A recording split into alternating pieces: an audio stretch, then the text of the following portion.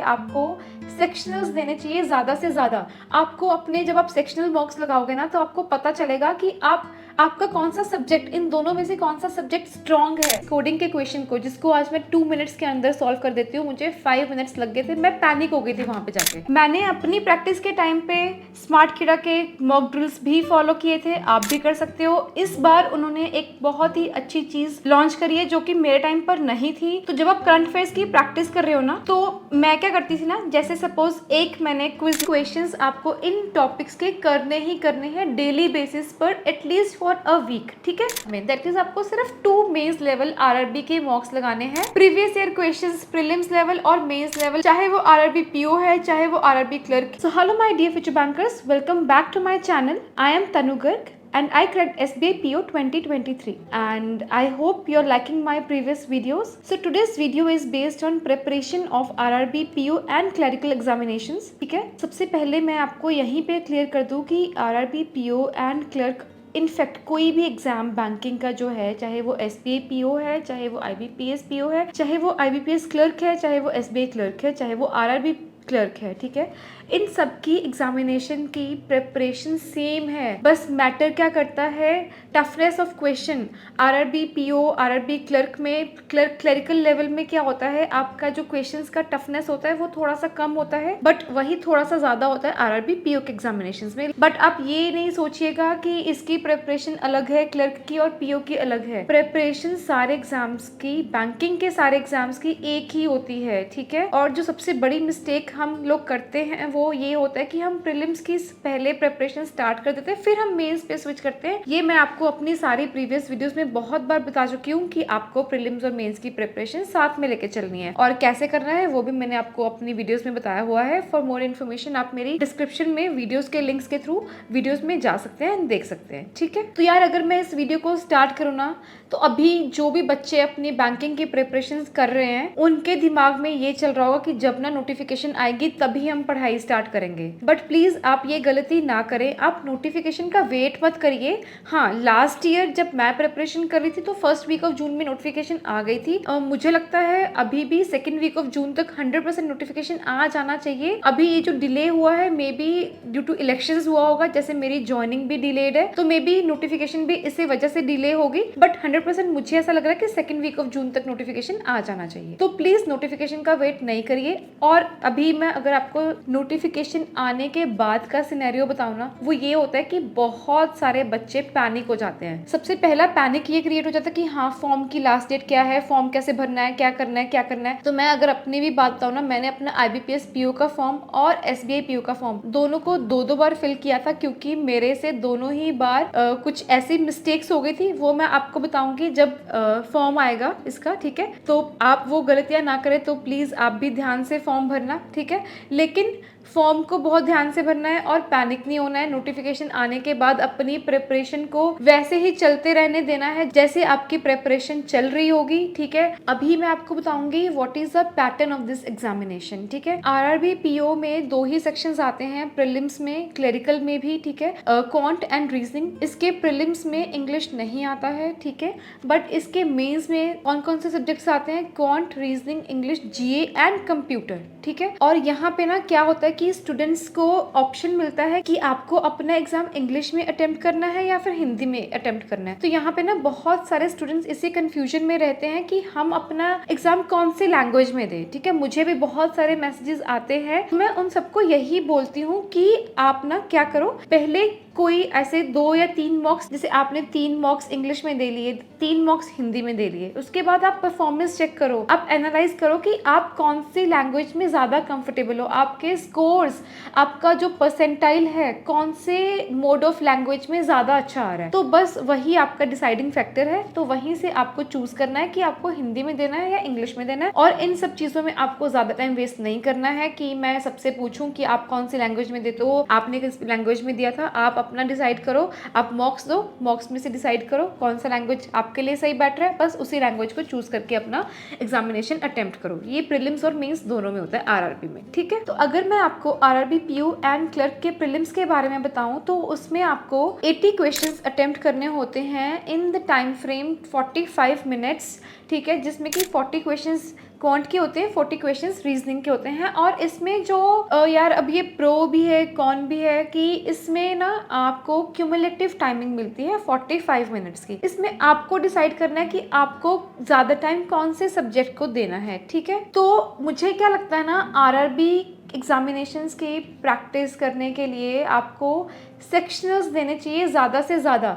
आपको अपने जब आप सेक्शनल मॉक्स लगाओगे ना तो आपको पता चलेगा कि आपका कौन सा सब्जेक्ट, इन दोनों में से कौन सा सब्जेक्ट स्ट्रॉन्ग है, आपको कम टाइम कौन से सब्जेक्ट को लग रहा है। तो जब आप फुल लेंथ मॉक दोगे तो आप ये डिसाइड कर पाओगे कि हाँ मेरा क्वांट थोड़ा सा वीक है तो मुझे इसको इतना टाइम देना है, रीजनिंग मेरा स्ट्रॉन्ग है, रीजनिंग में मैं ज़्यादा क्वेश्चंस अटेम्प्ट कर पाऊंगा, तो अगर मैं 24 मिनट्स अगर मैं रीजनिंग को दूंगा तो मैं अपने बेनिफिट में रहूंगा, है ना। तो इसलिए आरआरबी की प्रिपरेशन करने के लिए आप maximum to maximum sectional mocks लगाइए। ये आप डिसाइड करिए, ये आप चेक करिए, एनालाइज करिए, अपने आप को इंट्रोस्पेक्ट करिए कि हाँ कि आपको कौन से सब्जेक्ट में, कौन से सेक्शन में, क्वांट में या रीजनिंग में कहाँ पे आपको ज़्यादा टाइम लग रहा है। तो फिर उसी के अकॉर्डिंग आप फुल लेंथ मॉक में अपने टाइमिंग्स को खुद से डिवाइड करिए, ठीक है। अगर मैं आपको यहाँ पे अपना एक्सपीरियंस बताऊँ ना, जब मैं अपना आरआरबी पीओ प्रीलिम्स का एग्जाम देने गई थी ना, तो मुझे जैसे मेरे साथ 2 कैंडिडेट्स थे, वो प्रिपरेशन कर रहे थे, तो उन्होंने मुझे बोला था कि जैसे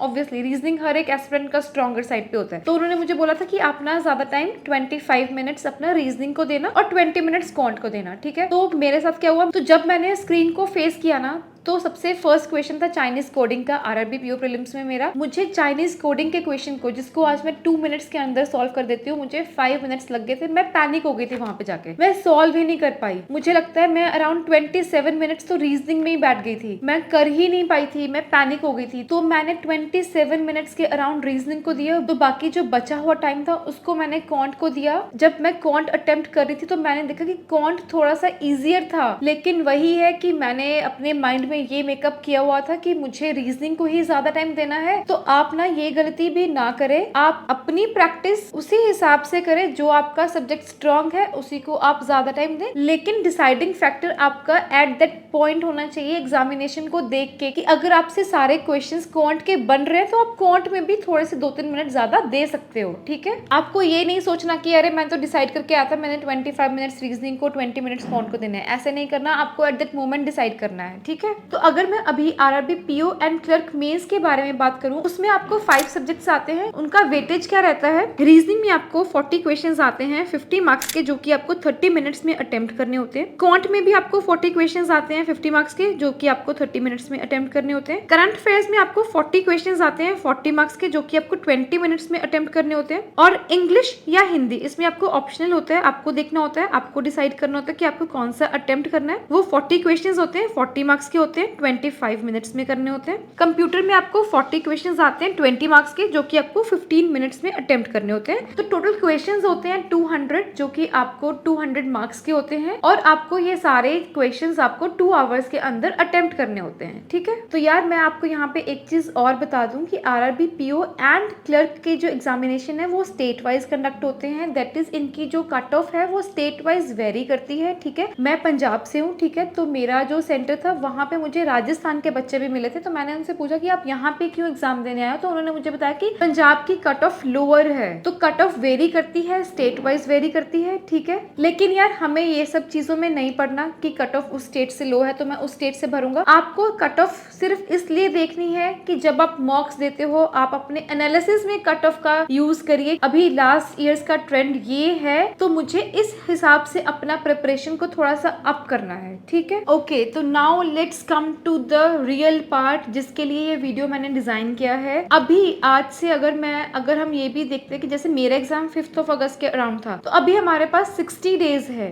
ठीक है। 60 डेज का स्ट्रैटेजी क्या होना चाहिए अपने एग्जामिनेशन को फर्स्ट अटेम्प्ट में क्रैक करने के लिए, I will try to guide you. बाकी आपके ऊपर है आपको क्या क्या फॉलो करना है, ठीक है। तो यार ये तो हम सबको पता है कि प्रीलिम्स और मेंस की प्रिपरेशन साथ में करनी होती है, लेकिन यहाँ पे जो मेजर रोल प्ले करता है वो है हमारा करंट अफेयर्स। बहुत सारे एस्पिरेंट्स यही गलती करते हैं, वो प्रीलिम्स का क्लियर होने का वेट करते हैं। प्लीज आप ये सब गलतियां ना करें। आपको करंट अफेयर्स की प्रिपरेशन डे 1 से ही स्टार्ट करनी होती है, चाहे आप प्रीलिम्स में अच्छे हो या फिर नहीं, आपको करंट अफेयर्स नहीं छोड़ना है, ठीक है। मैंने अपना करंट अफेयर्स का बहुत ही डिटेल वीडियो बनाया हुआ है, you will find the link in the description box, ठीक है। तो आप करंट अफेयर्स जहां से भी आप कर रहे हो आपको वहीं से कंटिन्यू करना है, ठीक है। मैंने अपनी प्रैक्टिस के टाइम पे स्मार्ट कीड़ा के मॉक ड्रिल्स भी फॉलो किए थे, आप भी कर सकते हो। इस बार उन्होंने एक बहुत ही अच्छी चीज लॉन्च करी है जो कि मेरे टाइम पर नहीं थी। तो जब आप करंट अफेयर्स की प्रैक्टिस कर रहे हो ना, तो मैं क्या करती थी ना, जैसे सपोज एक मैंने क्विज लगाया करंट अफेयर्स का, तो जब तक मेरी 100% एक्यूरेसी नहीं आती थी मैं रीअटेम्प्ट करती थी। जब आप रीअटेम्प्ट करते हो ना, तब आपको नंबर वो क्वेश्चंस दिमाग में बैठ जाते हैं कि इसका आंसर नंबर 3 पर था। वो एक विजुअल मेमोरी आपके माइंड में क्रिएट हो जाती है। बट इस बार स्मार्ट कीड़ा ने एक बहुत ही अच्छी चीज करी है, वो ये है कि जैसे आप सपोज करो कि आपको रीअटेम्प्ट करना है, ठीक है, करंट अफेयर्स का क्विज, तो there is a reshuffle mode, जिसमें कि क्या होता है, क्वेश्चंस भी शफल हो जाते हैं, plus the good thing is आपके ऑप्शंस भी शफल हो जाएंगे। तो उससे क्या होगा ना कि जो आपके क्वेश्चंस गलत थे, आप जब रीअटेम्प्ट करोगे तो आपके माइंड में वो विजुअल मेमोरी नहीं क्रिएट होगी कि हाँ इसका आंसर तो सी ही था लास्ट टाइम जब मैंने देखा था। तो आप एक बेटर वे में अपनी प्रिपरेशन कर पाओगे, ठीक है। You can also use my code TG Max to avail the maximum discount. और यार यहाँ पे अगर मैं आप सबको एक चीज और बताऊं तो स्मार्ट कीड़ा आप सबके लिए एक बहुत ही अच्छा ऑफर लेकर आया है। If you will use my code TG Max तो आपको कोई भी कोर्स जो आप बाय करते हो उस पर आपको फ्लैट 25% ऑफ मिलेगा। इससे ज्यादा डिस्काउंट आपको थ्रू आउट द ईयर कभी भी नहीं मिलेगा। तो ये बहुत ही अच्छा चांस है आज इस अपॉर्चुनिटी को अवेल करने का। मैंने स्मार्ट कीड़ा के सारे टेस्ट सीरीज परचेज किए हुए थे अपने टाइम पर, जैसे कि full length mocks, prelims plus mains, उनके टॉपिक वाइज, उनके सेक्शनल वाइज सब कुछ मैंने परचेज किया हुआ था। उनके मॉक ड्रिल्स भी बाय किए हुए थे। तो आप भी, आपको जो कोर्स परचेज करना है वो आप कर सकते हो। तो हमें नोटिफिकेशन का वेट नहीं करना है करंट अफेयर्स को स्टार्ट करने के लिए, हमें आज से ही करंट अफेयर्स पढ़ना स्टार्ट कर देना है, ठीक है। दूसरी चीज, भले ही RRB के प्रीलिम्स में इंग्लिश नहीं आती है, लेकिन हमें इंग्लिश को कंटिन्यू रखना है। जो भी आप कर रहे हो, एडिटोरियल रोज पढ़ना है, क्लास डेली करनी है, 120 रूल्स ऑफ ग्रामर को आपको अच्छे से रिवाइज करना है। मैंने भी अपने नोट्स शेयर किए हुए हैं, अपने हैंडरिटन नोट्स ऑफ 120 रूल्स अपने टेलीग्राम चैनल पर शेयर किए हुए हैं, तो आप वहां से भी चेक कर सकते हो। आपको टेबल्स रोज लिखने हैं, वो मैंने आपको बहुत बार बता चुकी हूँ। अभी मैं बात करूंगी क्वांट में आपको क्या क्या करना है इन 60 डेज में। अभी मैं अज्यूम कर रही हूँ कि बहुत सारे बिगिनर्स ये वीडियो देख रहे होंगे, बहुत सारे रिपीटर्स ये वीडियो देख रहे होंगे। तो बिगिनर्स को मैं ये सजेस्ट करना चाहूंगी, तो पहले आप अभी ना 20 जून तक अपना सिलेबस कंप्लीट करिए अच्छे से पूरा। मतलब ये है कि आपको एक बार ओवरव्यू हो जाना चाहिए कि अच्छा एग्जामिनेशन में क्वांट में ये सारे टॉपिक्स आएंगे। एक बार आप किसी भी टीचर से पूरा कोर्स कर लीजिए, ठीक है। ऐसे ही रीजनिंग तो बहुत ईजी है। रीजनिंग में कोई भी आपको पैनिक होने वाली बात नहीं है। उसमें मिसलेनियस टॉपिक्स हैं 7 से 8 प्रीलिम्स लेवल, और बाकी पजल्स हैं, वो मैंने अपना रीजनिंग की स्ट्रेटेजी में बहुत अच्छे से बताया हुआ है। लेकिन आपको अभी मैं ये बताऊंगी इन 60 डेज में आपको क्या क्या करना है, ठीक है। अभी सबसे पहली चीज क्या है, 20 जून तक आपको पूरे अपना ओवरव्यू ले लो क्या क्या है, ठीक है। ये है बिगिनर्स के लिए। अगर मैं रिपीटर्स की बात करूँ, रिपीटर्स को वो एक्चुअली रिपीटर्स के साथ क्या होता है ना, वो थोड़ा सा चिल मोड में होंगे अभी, कि जब नोटिफिकेशन आएगा तब मैं प्रिपरेशन स्टार्ट करूंगा। RRB PO तो इजी है, वो तो मैं आराम से क्लियर कर लूंगा। लास्ट टाइम तो मेरा प्रीलिम्स हो गया था, मेंस ही बाकी है, मेंस के लिए प्रैक्टिस करनी है। प्लीज आप ये वाला एटीट्यूड ना रखें, ठीक है। आप प्लीज अपनी स्पीड मेंटेन करने के लिए प्रीलिम्स लेवल मॉक्स लगाइए, पजल्स डेली करिए, अपनी स्पीड को मेंटेन करके मेंस की प्रिपरेशन करिए, ठीक है। तो यार अगर मैं बिगिनर्स को सजेस्ट करूँ ना कि आप अपनी 60 डेज को ना वीकली डिवाइड करिए 7 डेज के स्लॉट में, ठीक है। हमें स्मॉलर गोल्स से बिगर गोल की तरफ रीच करना है, ठीक है। आपको एक 60 डेज का बिगर पिक्चर तो बनाना ही है, उसके बाद आप वीकली भी बनाइए, डेली तो बनाना ही है, ठीक है। आपको क्या करना है, मुझे जो लगता है कि हमें यार कट ऑफ से बस एक ही नंबर ज्यादा चाहिए होता है प्रीलिम्स में। सपोज कट ऑफ 55 है, अगर एक बच्चे के 56 है और एक बच्चे के 65 है, वो मैटर ही नहीं करेगा। आपको तो सिर्फ कट ऑफ से एक नंबर ज्यादा चाहिए, प्रीलिम्स के मार्क्स मैटर नहीं करते हैं, ठीक है। तो हमें क्या करना है, हमें स्पीड और एक्यूरेसी दोनों मेंटेन करते हुए सिर्फ कट ऑफ से एक नंबर ज्यादा लेना है, that's it. Prelims is of qualifying nature, ठीक है, हमें सिर्फ उसको क्वालिफाई करना है, मेंस के लिए ज्यादा फोकस करना है, इंटरव्यू के लिए ज्यादा फोकस करना है, ठीक है। हाँ, तो हमें ना स्मार्ट वर्क करना है। अभी जैसे क्वांट की अगर मैं बात करूँ ना, तो क्वांट में बहुत सारे ऐसे टॉपिक्स है जो कि स्कोरिंग टॉपिक्स होते हैं। तो आपको डेली क्या करना है ना, अराउंड 5 to 10 क्वेश्चंस आपको इन टॉपिक्स के करने ही करने हैं डेली बेसिस पर, एटलीस्ट फॉर अ वीक, ठीक है। Topics like quadratic equations, number series, missing number series, wrong number series, उसके बाद सिंप्लीफिकेशन एंड अप्रोक्सीमेशंस, ये सारे टॉपिक्स ना बहुत ज्यादा स्कोरिंग होते हैं, बहुत ही कम ड्यूरेशन में ये क्वेश्चन सॉल्व हो जाते हैं। तो आपको इन सब एरियाज में स्मार्ट वर्क करके अपना जो डेली का टाइम है ना कम करना है, नंबर ऑफ क्वेश्चंस आपको बढ़ाने हैं, ठीक है। उसके बाद अगर मैं बात करूँ ना प्रीलिम्स लेवल डीआईज की, डीआईज 2 टाइप्स के होते हैं, वेन एंड केस लिट, ठीक है। इनको आपको डेली प्रैक्टिस करना है, डेली मतलब डेली। आरआरबी पीओ या चाहे वो कोई भी प्रीलिम्स हो, आरआरबी पीओ की अगर हम बात करें तो आरआरबी पीओ में भी डीआईज आते हैं, केस लिट भी आते हैं, वेन भी आते हैं। तो आपको इनके इतने अच्छे से प्रैक्टिस करनी है कि आपको इतने अच्छे से प्रैक्टिस करनी है कि आपका जो फियर ऑफ डीआईज है वो निकल जाए, ठीक है। ये डीआईज आपको दिस मंथ, जून का पूरा मंथ डेली 4 डीआईज करनी ही करनी है। उसके बाद अरिथमेटिक में भी बहुत सारे टॉपिक्स होते हैं जो कि स्कोरिंग होते हैं, उनको हमें स्किप बिल्कुल भी नहीं करना है, ठीक है। जैसे कि रेशियो प्रोपोर्शन हो गया, परसेंटेजेस हो गया, एजेस हो गया, मिक्सचर एंड एलिगेशन हो गया, टाइम स्पीड डिस्टेंस हो गया, पाइप्स एंड सिस्टम्स हो गया, बोट्स एंड स्ट्रिंग्स हो गए, ये सारे टॉपिक स्कोरिंग है और इनके कई बार वन लाइनर्स इतने ईजी आ जाते हैं। आरआरबी में तो वैसे ही क्वेश्चंस का लेवल थोड़ा सा कम रहता है। हमें अपनी तरफ से फुल्ली प्रिपेयर होके जाना है, कोई भी लूप होल नहीं छोड़ना है, हमें अपने इस अटेम्प्ट को लास्ट अटेम्प्ट बनाना है, ठीक है। तो क्वांट में अभी आपको फर्स्ट 2 वीक्स यही करना है, ठीक है। डेली 5 to 10 क्वेश्चंस जो मैंने आपको टॉपिक्स बताए उनके सॉल्व करना है। अरिथमेटिक का क्या करना है, अभी जैसे कुछ बच्चों का सिलेबस अभी चल रहा होगा, है ना, तो उनको क्या करना है, जो टॉपिक्स हो गए हैं उनकी आपको टॉपिक वाइज प्रैक्टिस करनी है, आपको टॉपिक वाइज मॉक्स लगाने हैं। आप कहीं से भी प्रैक्टिस कर सकते हो, बहुत सारे सोर्सेज है, ठीक है। उसके बाद आपको डीआईज जरूर सॉल्व करनी है। क्वांट में सिर्फ आपको ये 3 चीजें करनी है, ठीक है। उसके बाद अगर मैं रीजनिंग की बात करूँ ना, रीजनिंग में आपके गिन चुन के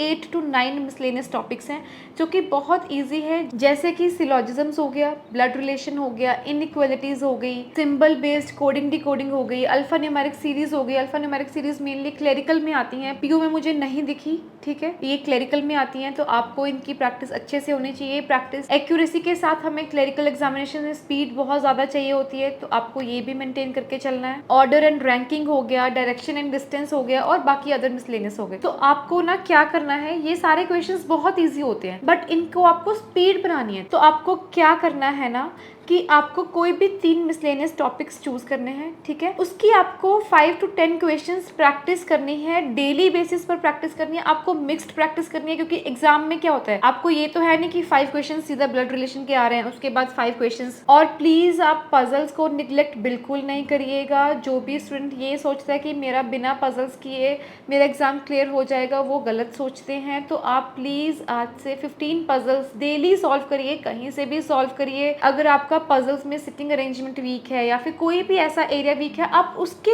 अलग से प्रैक्टिस कर लीजिए। हाँ, एक चीज अगर मैं आपको यहाँ पे बता दूं, आप इन फर्स्ट वीक में ना विदाउट टाइमर प्रैक्टिस करिए। जो बिगिनर्स है ना, जो अंडर टाइम नहीं सॉल्व कर पाते हैं, वो अभी फर्स्ट वीक विदाउट टाइमर भी सॉल्व करेंगे तो ठीक है, लेकिन from the very next week आपको टाइमर के साथ ही प्रैक्टिस करनी है till this RRB PO examination. और जब जैसे आपके 8 टॉपिक्स की मिसलेनियस की ऐसा 3 टॉपिक्स करके खत्म हो गया आपके ये सारे टॉपिक्स, तो दोबारा से आपको वहीं से प्रैक्टिस स्टार्ट करनी है। दोबारा से आपको 3 टॉपिक्स पिक करके प्रैक्टिस करनी है till the month of June. लेकिन जुलाई में ना आपको सेक्शनल मॉक्स पे ज्यादा फोकस करना है। जुलाई का पूरा मंथ आपका ये होना चाहिए कि आपको सेक्शनल मॉक्स देने हैं, टॉपिक वाइज मॉक्स देने हैं, फुल लेंथ मॉक्स देने हैं, ठीक है। और जब एग्जाम का आपका 10 डेज बच जाएंगे तब आपको डेली, मैं तो यार डेली 3 मॉक्स देती थी, 4 भी देती थी, आपको डेली 3 मॉक्स देने ही देने हैं। और प्लीज ये नहीं करना कि आप करंट अफेयर्स की प्रिपरेशन साइडलाइन कर दीजिए। आप करंट अफेयर्स की प्रिपरेशन जब आपका एक वीक बचेगा सिर्फ उतना ही आपको साइडलाइन करना है, क्योंकि आप ये ध्यान में रखिए जितने दिन आप करंट अफेयर्स नहीं पढ़ रहे हो ना, आपको वो सारा, जैसे हमने 7 डेज नहीं पढ़ा एग्जाम्स प्रीलिम्स से पहले अपना करंट अफेयर्स, तो आपको ये 7 डेज का प्रीलिम्स के बाद जब आप प्रीलिम्स दे आओगे, जब आप मेंस की प्रिपरेशन स्टार्ट करोगे, तब आपको पढ़ना ही पड़ेगा। तो इसीलिए बहुत वाइजली मैंने आपको बताया है कि सिर्फ 7 डेज हमें करंट अफेयर्स नहीं पढ़ना है, बाकी दिन हमें पूरा जुलाई के 3rd वीक तक हमें करंट अफेयर्स पढ़ना ही पढ़ना है। अगर हमारा examination first week of August में आता है तो हमें जुलाई का लास्ट वीक, सिर्फ लास्ट वीक स्किप करना है करंट अफेयर्स, ठीक है। और आरआरबी पीओ मेंस में और क्लरिकल मेंस में कंप्यूटर भी आता है, तो आपको